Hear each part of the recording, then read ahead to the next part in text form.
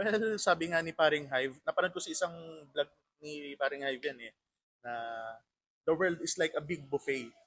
You can cater every clients. Diba? Kahit sobrang daming dealer na yan, sa laki ng population natin, hindi lahat yan babagsak sa iisa, dalawa, tatlo, apat na, or limang dealer. Hello guys, so for today's video, we will be interviewing Matt of Everything Luxury. If you want to learn more about his flip journey, just keep on watching. Hello, I'm Luan from Grind Journal where we tell people stories behind their grind. What's your name, sir? My name is Matt Miyagawa, owner of Grandeur & Co. Can you tell us your industry and what is your brand? I sell luxury bags, jewelries, and luxury watches. Everything luxury. So yun yung business ko. And So before you put up this business, what do you do in life and do you really see yourself as an entrepreneur back then? well, before doing business, I started my career into sales. Ahente ako eh. Lahat ng everything about sales, yan ang ginagawa ko before. Nasa corporate din ako. Tapos, ang pinakauna ko talaga is yung insurance, life insurance. So, I work in Red Bank. Hindi ko na i-mention yung bank, pero nasa bank ako before, sales executive. And then, after 3 years, yun, nag-start na ako mag-business. So what was your turning point from a corporate to starting a business? What is your biggest inspiration of starting out a business? Well, paano ba? Kasi before, nung nasa corporate ako, tapos nagkaroon ng pandemic. Ayan, abutan ko yan kasi sa ganyan ng pandemic eh. During that time, walang pumapasok na income. So, naisip ko noon, actually, ano ko noon eh, 22 years old ako noong time na yon. Naisip ko, paano na lang pag nag-retire ako. Tapos wala na akong stable na income kasi wala akong passive income eh. Kasi noong time na yun, nag-focus ako masyado sa savings. Pero wala namang masama doon. Pero minsan kasi may disadvantage din na lahat ng pera mo nilalagay mo sa savings kasi anytime nagagalaw mo siya. So nung time na yon, nag-focus naman ako inputting up other sources of income. So that's the time na nag-isip ako na habang nag-work ako, magbebenta ako ng kung ano man pwede kong ibenta para kumikita ako from my salary tapos meron din ako income from my side hustle. So yun. So pandemic is really a turning point. How long are you in the industry? Ngayon, mga ano na, 4 years na.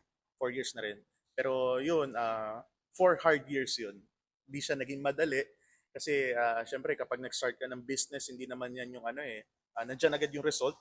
Syempre, ah, parang you need to go through the process, di ba?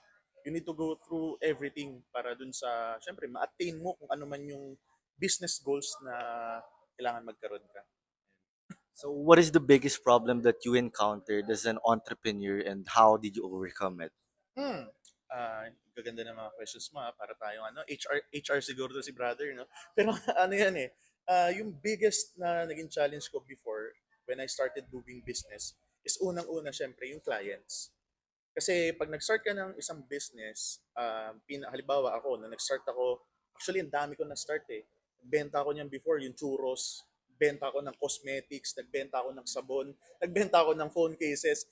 Lahat yan nag-fail yan eh.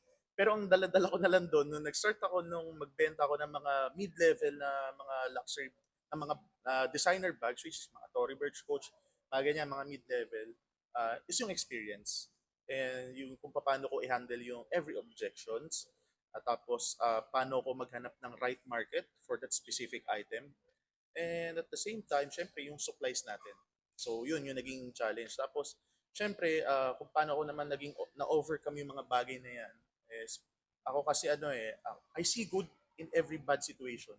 Kumbaga I see it as a learning. Kumbaga na meron akong problem ngayon, iisipan ko lagi ito ng solution eh. Instead na ma-stress ako, ano ko to eh, parang i-embrace ko yung problem and then iisip ako ng magandang solution for that problem. So yun, doon ako nag-umpisa na mag-aral ng digital marketing. Tapos lahat ng business ko nilagay ko online. So yun. So coming from all the failure or lesson that you had back then on starting out the business, how did you find the right business idea? Hmm. Yung right business idea naman kasi, kagaya ng conversation natin earlier. Before kasi mahilig ako sa mga ano eh, tawag dito, baga luho. Tapos andito na yung time na inaaral ko na siya. Gaano ba kadami yung nagko-consume sa ganitong market dito sa Pilipinas. Tapos, yun, nag-decide ako na itry ko lang. So, nag-try lang ako na ilang piraso lang hanggang sa, nung same day na yun, nag-post ako, nabili lahat eh. So, sabi ko, ang ganda ng potential nito. So, that's the time na nagsabi ko, sige, all in ko to. Tapos, yun, so far naman okay siya. Naging stable yung business ko. Which is yun yung mga bags na pambabae tsaka panglalaki na bags. Ayan. Finding the high-end people, clients at your industry is really hard. So how do you connect to selling all your products, especially it's a luxury items or high-end items? Well, ngayon kasi ang dami ng platform na pwede mo gamitin para ma-tap mo yung specific na clients or yung specific na market for your brand. So unang-una dyan yung digital marketing. Pangalawa, syempre yung referrals mo from your existing clients. Pangatlo, yung referral mo from your friends. And ngayon kasi so far, para mas ma-expand ko yung business ko, nag-join ako sa mga club. Yung mga club like halimbawa, yan, sa mga Eagles, mga ganyan. Group of businessmen yan. So, hindi ko man sila mabentahan, pero for sure, meron niyang friend na i-refer ako kasi meron siyang friend na nagko-consume ng mga ganong items. So, yun. It's more on ano talaga, kailangan mong i-wide yung network mo talaga. So, friends of friends, yan. Malakas na ano yan in doing sales. Friends of friends talaga. Referrals. Yan. So how important network is on growing your business? Hmm. Ang network kasi in doing business, sobrang laking bagay niyan eh. Kasi minsan, hindi 100% yung mga, well actually, sa network kasi na yan, ang kagandahan kasi dyan, kapag meron kang magandang network, minsan kasi sa binibenta natin, lalo ako, ang mga products ko is more on high-end luxury. Siyempre, may mga tao na hindi basta-basta bibili. Na like for example, ako magbenta ako ng 500,000 na relo or 300,000 na bag. Eh, hindi ako kilala ng client. 'Di ba? So, doon pumapasok yung network natin. Minsan, maraming cases na nangyari to eh. May nag-inquire sa akin, client, nagkataon, kaibigan pala siya ng kaibigan ko. So, parang doon na ako na-vouch, oo, legit yan. Legit yung binibenta niyan, okay yan, mabait kausap yan. So, sobrang importante ng network and yung connection mo in doing business talaga. Yan. How are you able to scale your business for selling entry-level luxury to selling a high-end luxury? Yun, kasi yun, kagaya ng sinabi ko, nag-start ako sa mga mid-level na mga brands. Tapos yun kasi, hindi siya madaling process eh. Kailangan mo talaga tumagal sa industry. And at the same time kasi, for you to be able na tumagal sa industry, kailangan unang-una maging honest ka sa mga clients mo. Kasi yun nga, yung mga clients mo, yan din magdadala sa iyo ng mga clients eh. And then nung tumagal na ako sa industry from selling mid-tier brands, dito na nag-start yung may mga clients na ako na, Matt, pwede ko bang i-consign sa itong bag na to? Doon na ako na-open, okay. Pwede pala ako magbenta ng mga kantong brands na hindi all naglalabas ng puhunan. Kasi ipapakonsign lang ng client ko, mag-usap lang tayo sa price, ito lang ipopost ko, pag nabenta ko, kikita na ako. So that's the time na yun na nag-expand na ako from selling mid-level na brands to high-end luxury brands. Yan. So yung common talaga sa Philippines is the common market or the generic market. Yeah. So paano mo na-realize na meron ding pera at meron ding market sa high-end or luxury in the Philippines? Well, to tell you honestly, since from yun nga, from selling mid-level na designer bags to high-end luxury, mas madaling ibenta yung high-end luxury. Kasi hindi lahat, halimbawa, like for example ako, pupunta ako sa isang store. Halimbawa, pupunta ako sa Goyard. May gusto kong bilhin na bag. Pero kasi, minsan, may mga specific design ako na hindi makukuha doon na meron ibang seller na nagbebenta. So, kapag gustong gusto ko yung bag na yun, hahanap ako ng way para mabili ko yun. So, di ba, kumbaga yun yung mga ano na rich problems na yun eh. Yung may pera ka pero hindi mo mabili yung gusto mong bagay. Pero kapag, halimbawa ako, meron ako nung specific item na hinahanap nila, automatic yun, hindi ka na mahihirapan ibenta yan eh. Ang mga clients kasi natutunan ko, parang okay lang magbayad sila ng above SRP or above dun sa market value ng item para dun sa convenience. Diba? Like, o sige, kesa naman punta pa ako abroad para lang makuha yung bag na paano kung meron akong benta nito, di ba? So, ending sa akin pupunta si client. So, ngayon, dito ko nga na-realize na mas madali talagang i-market yung mga high-end luxury kasi ang daming Pinoy talaga na o sa mga nagsasabing walang pera yung Pilipino. Diba? Maraming mayaman na Pilipino, low-key lang talaga. Ayun, low-key lang talaga. So, do you consider yourself as a good salesman? Well, actually, sa tanong mo, yes. Kasi ano yan eh, kumbaga, kailangan mo laging sabihin sa sarili mo na magaling ka, pero hindi mas magaling sa ibang tao. Ganun lang yun eh. Kumbaga ako, lagi ko sinasabi ko sa'yo na, yes, magaling ako, kasi kaya kong i-handle yung mga objections, kaya ko pa rin makatayo kahit na, like, for example, sa 10 na kausap ko, wala diyang bumili, pero 11 na client na close ko, di ba? Pero yun ang ano ko eh, yun ang pananaw ko sa buhay, di ba? Lagi ko sabihin, yes, magaling ako, pero hindi mas magaling sa ibang tao. Ganun lang yun. What is your secret to sales? The secret to sales is unang-una, ano mo eh, kailangan mo munang hanapin yung need ng client mo. Kumbaga, needs-based selling yan eh. 'Di ba? Hindi pwedeng ito yung gusto ni client pero ito yung pupush mo kasi mas malaki kikitain mo, no? So, yun, it's more about needs-based selling talaga. Kung ano yung kailangan ng client mo, yun ang i-offer mo. Yun. What is your definition of success? Well, my definition is success is all about you do things that you love and at the same time you have the freedom of time. Kasi for me time is everything eh.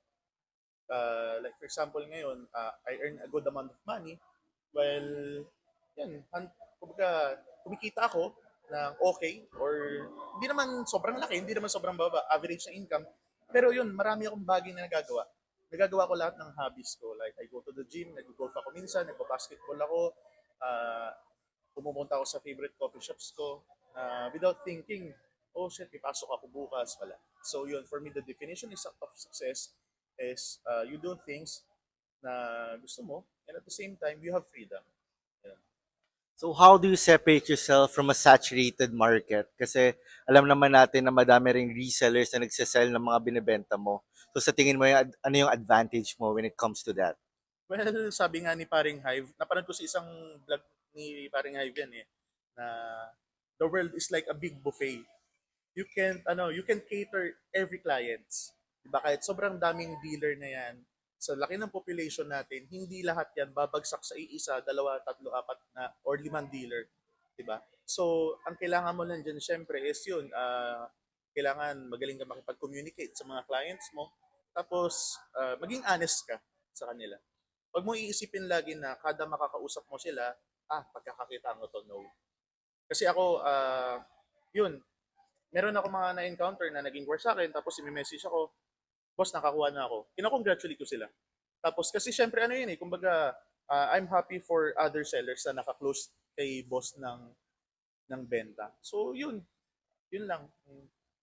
So, what is the biggest factor on the success of your business? Is it college degree or experience is still the best teacher? Well, ano talaga, medyo natawa ko dun sa tanong mo. Kasi ano ako eh, yung ginagawa kong business ngayon sobrang layo. Kasi IT graduate ako eh. Di ba?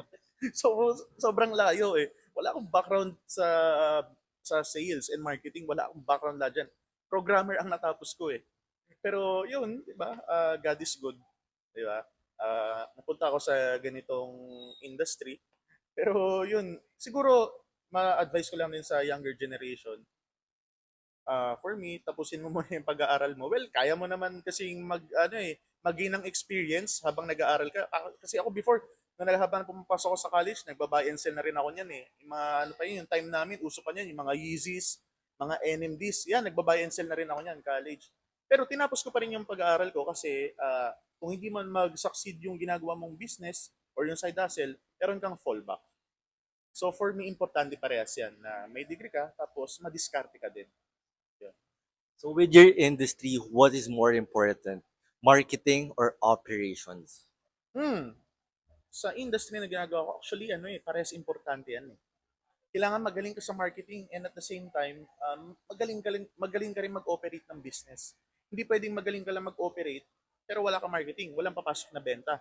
Hindi ka naman pwedeng magaling ka lang sa marketing, tapos hindi mo alam kung paano yung operate yung business mo, babagsak yun. So, importante parehas yung magaling sa marketing, tapos you can handle well your business. Can you give a piece of advice for the younger generation or for the aspiring young entrepreneurs that wants to have a success that you have right now?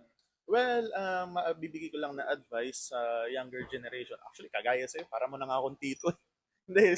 So, so yun, magbibigay ko lang na advice sa mga younger generation is, yun, syempre, mag-aral lang kayo kasi yan, nasa point pa kayo na nag-aaral pa kayo, di ba, right? Sa mga younger generation, aral lang kayo. And at the same time, enjoy nyo lang yung mga bagay-bagay, pero not too much. Kailangan, mag-set ka ng boundaries sa sarili mo na nag-aaral ako, and at the same time, nag-enjoy ako, and at the same time, mag-set ka rin ng goal sa sarili mo. Importante ang goal. Importante ang short-term, mid-term, long-term goal. Kasi ako before, nung student pa lang ako, graduating student ako before, nagsulat na ako niyan sa blank paper na, sa first 3 years ko, pagka-graduate ko, itong gagawin ko. Magiging ako ng experience, kailangan gumaling ako sa pagbebenta. Sa midterm goal ko naman, which is ito na ako ngayon, sa midterm goal ko, kasi ito na yung 4 to 8 years ko na eh. Ito na yung nag-start na ako mag-establish in-establish ko na yung sarili ko, in-establish ko na yung business ko. So, sobrang importante ng goal sa buhay natin. 'Di ba? Hindi pwedeng, and at the same time, bukod sa goal, kailangan may actions ka. Hindi pwedeng puro lang ako goal, puro lang ako dreams, pero wala akong actions, 'di ba? Na, o sige, ngayong araw gusto kong kumita ng 100,000, pero manonood lang ako maghapon, 'di ba? So, imposible 'yon. So, kailangan 'yun, mag-set ka ng goal sa sarili mo. Kung ano ba yung gusto mong marating on a specific year. Well, 'di ba? Hindi naman masama mag-set ng goal eh. 'Di ba? Sobrang importante nun. Kumbaga dapat sa buhay natin kailangan may direction tayong sinusundan. Hindi pwedeng bahala na. Yun. So roadmap is really important in becoming successful. Yeah. So what is the best financial advice that you've ever received? The best financial advice, bumili kayo ng bag sa akin. Hindi, yung best financial advice, then, syempre pag nag-start ka, mag-save ka, and at the same time, mag-build ka ng side hustle mo. Kasi aminin man natin o hindi palaging sumasapat yung income natin sa daily life natin, 'di ba? So kailangan while earning money, mag-save ka and at the same time build a side hustle. Ako kasi before ginawa ko noon, nung umalis ako sa corporate work ko, ito na yung time na yung side income ko mas malaki na kinikita versus dun sa corporate salary ko. So kailangan mag-save ka muna and at the same time mag-build ka ng side hustle mo. Tapos yun, kapag may bibiling kang bagay, pag-isipan mo maigi. Wag yung gusto ko nito, bibiling ko agad pero hindi ko naman magagamit. Kailangan pag nag-start kasi industry, pag nag-start kang kumita ng pera, lagi mong iisipin kung paano mo mababawi, kung magbe-benefit ka ba dun sa item na gagamitin mo or bibiliin mo. Ganun lagi, kailangan pag binili ko ba tong item na to, magagamit ko ba to sa mga bagay na makakapag-produce din sa akin ng pera, 'di ba? Well, I'm not talking about kung ano man bagay na yan eh. Like for example, you invest in good clothes, 'di ba? You invest in yourself, 'di ba? Kumbaga mag-invest ka sa sarili mo. Tapos 'yun, wag sa mga bagay na walang kwenta. So removing yourself from the rat race is really a fulfillment. Yeah, oo naman. Oo naman. Pleasure to have you, sir. Thank you so much. Thank you so much din for your time. Actually, it is a pleasure and it is an honor for me to be in your video, no? So, yun. Thank you so much. Thank you so much. What a great interview with Matt of Everything Luxury. And one of the takeaways that he shared on how he became successful is first one, have a confidence with your product because if 10 clients decline you will keep on selling it until you succeed. And the second one is having short-term goal, long-term goal, and mid-term goal. So thank you guys for watching and see you on our next vlog.